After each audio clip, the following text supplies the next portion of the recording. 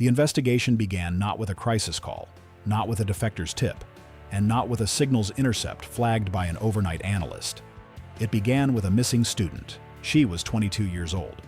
She had arrived at a mid-sized American university on a valid student exchange visa, enrolled in a graduate program in applied economics, attended orientation, received her student ID, and then, within 11 days of her arrival, stopped appearing in any record that should have contained her. No class attendance, no dining hall transactions, no badge swipes at the library or dormitory access points, no contact with her assigned academic advisor, no outgoing communications from the phone number registered to her university account. Her family in Vietnam filed a missing persons report with local police in the city where the university was located. The police opened a file. The university's student affairs office opened a welfare check. Neither produced anything. The dormitory room assigned to her had been occupied briefly. A single bag of personal items remained, and then vacated. The roommate reported that she had been quiet, seemed nervous, and had left one morning with a man she did not recognize. The roommate had assumed it was a family member, come to help her settle in. It was not a family member. The police file would have remained open and cold indefinitely had a financial crimes investigator working a separate, apparently unrelated case not encountered the student's name in a database cross-reference 8 weeks after she disappeared. The investigator was tracing the beneficial ownership of a series of shell companies registered in Delaware, Nevada, and Wyoming. Companies that had received substantial funding from a Cayman Islands holding structure that was itself connected, through several layers of intermediary entities, to a Beijing-registered educational technology fund with documented ties to Chinese state investment vehicles. The student's name appeared in a transaction record, not as a beneficiary, not as an account holder, as a reference identifier, a code in a payment processing system that the investigator did not immediately understand and flagged for secondary review, simply because the identifier matched a name in an unrelated missing persons file. That flag reached Secret Elite within 36 hours. What Secret Elite's analytical team found when they began pulling the threads from that single transaction reference would take 11 weeks to fully map and would ultimately reveal a network of extraordinary structural sophistication, a trafficking and coerced labor operation that had embedded itself inside the legitimate infrastructure of American higher education through a systematic corruption program targeting university administrative personnel, student visa processing officers, and the international student services infrastructure that processes thousands of individuals entering the United States annually. The network had been operational for an estimated 5 years.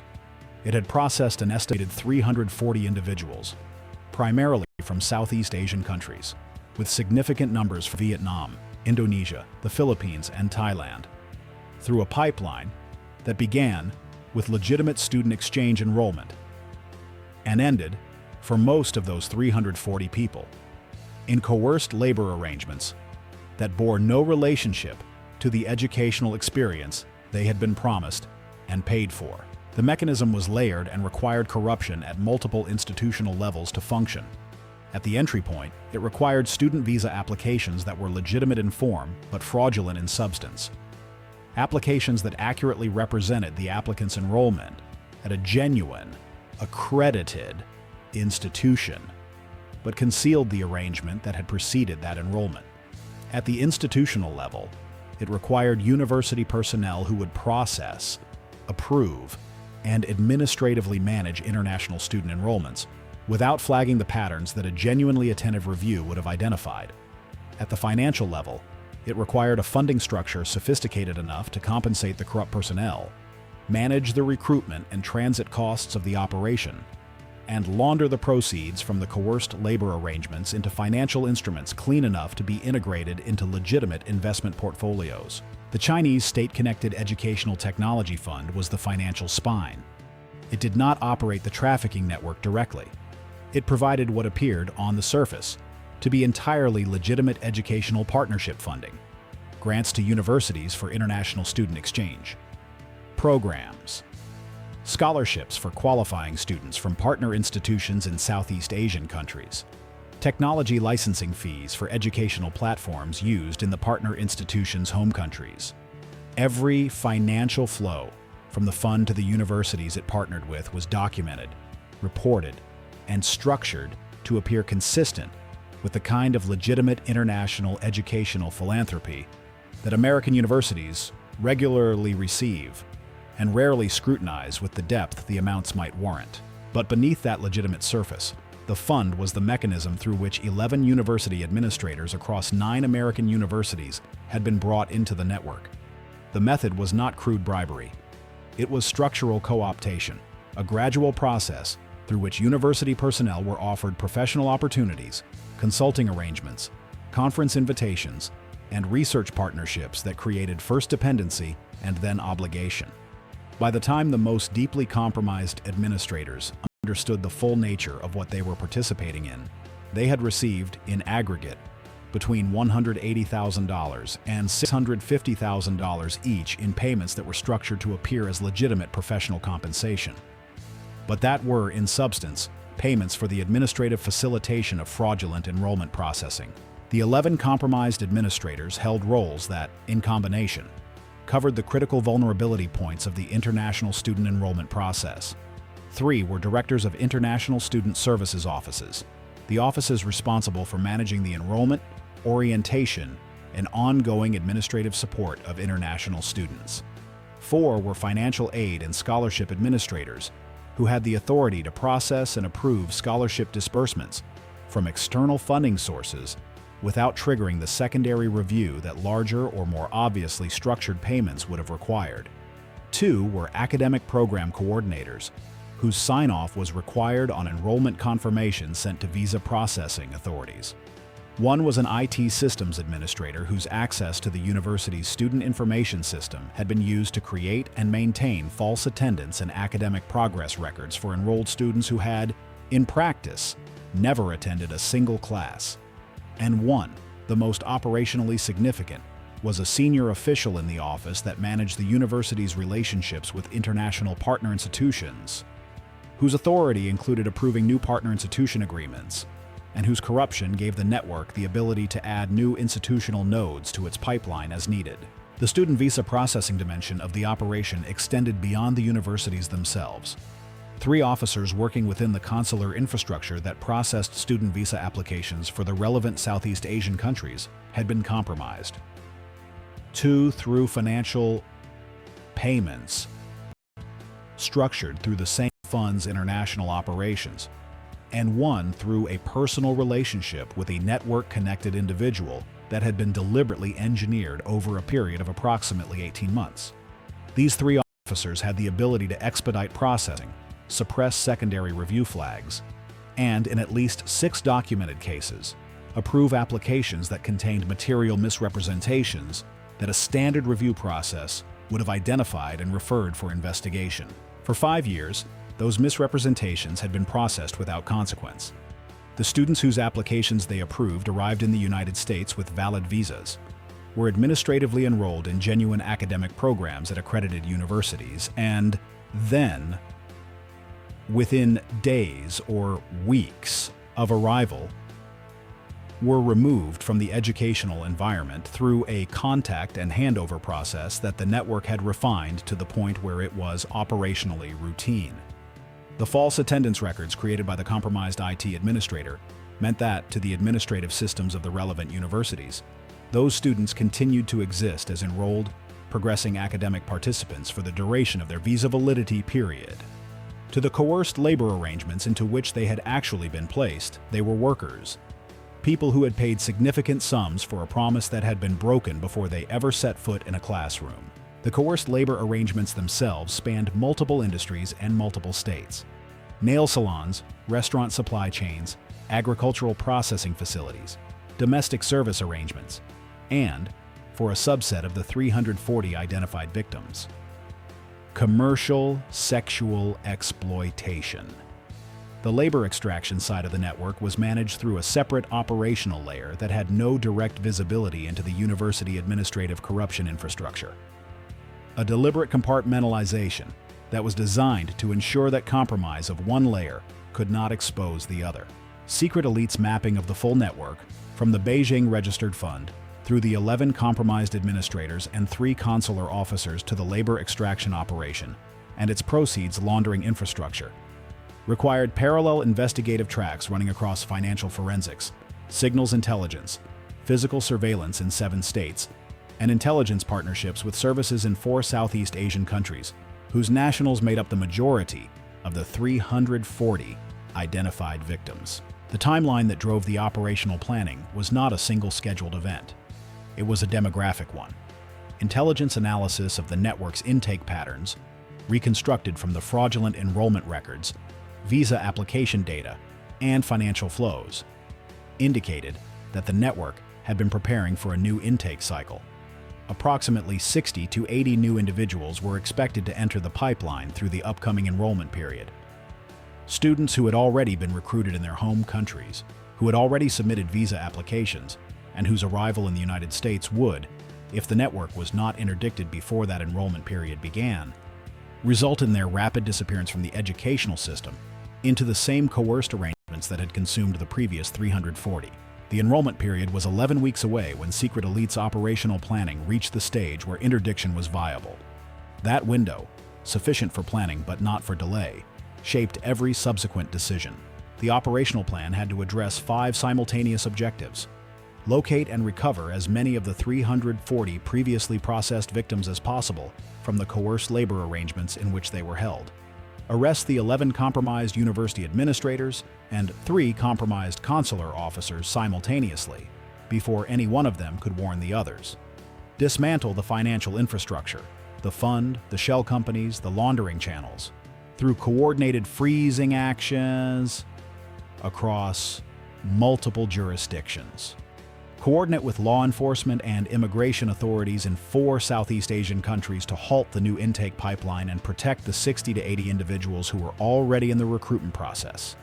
And do all of this without any operational communication through channels that the compromised IT administrator, who had access to the university systems through which much of the coordination would normally flow, could intercept. The parallel intelligence and law enforcement coordination required to achieve all 5 objectives involved partners in 14 countries, law enforcement agencies in 7 U.S. states, consular and immigration authorities in the 4 Southeast Asian source countries, financial intelligence units in the Cayman Islands, Delaware corporate registry authorities, and financial regulatory bodies in Hong Kong and Singapore, through which components of the fund's international financial flows had been routed. The victim location effort was the most operationally intensive element, locating individuals who had been placed in coerced arrangements specifically designed to minimize their administrative visibility. No payroll records, no lease agreements in their names, no social service contacts. Required a combination of signal intelligence, informant development inside the labor extraction network's mid-tier operational layer, and physical surveillance across more than 40 locations in 7 states. Over 6 weeks, Secret Elite's field teams and partner law enforcement agencies built a location picture that covered an estimated 280 of the 340 previously processed victims. The remaining 60 could not be located with sufficient confidence to include in the primary operational plan. Their recovery was designated as a priority follow-on objective, to be pursued immediately following the primary interdiction using the intelligence that would be recovered from the arrested administrators and consular officers' devices and records.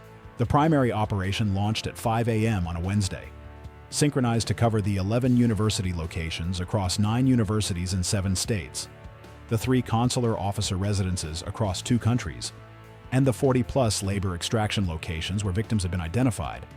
The financial interdiction, 38 bank accounts and 22 shell company asset freezes across 6 jurisdictions, was executed simultaneously through coordinated actions with partner, financial regulators, and law enforcement. All 11 compromised university administrators were in custody within 22 minutes of the operation's launch. All 3 compromised consular officers were detained within the same window, 2 in the United States, 1 overseas, through a partner service action. None of the 14 had the opportunity to communicate with network contacts before arrest. The devices and records recovered from their locations provided, within the first 48 hours of forensic analysis, the information needed to begin locating the 60 previously identified victims whose locations had not been confirmed before the primary operation.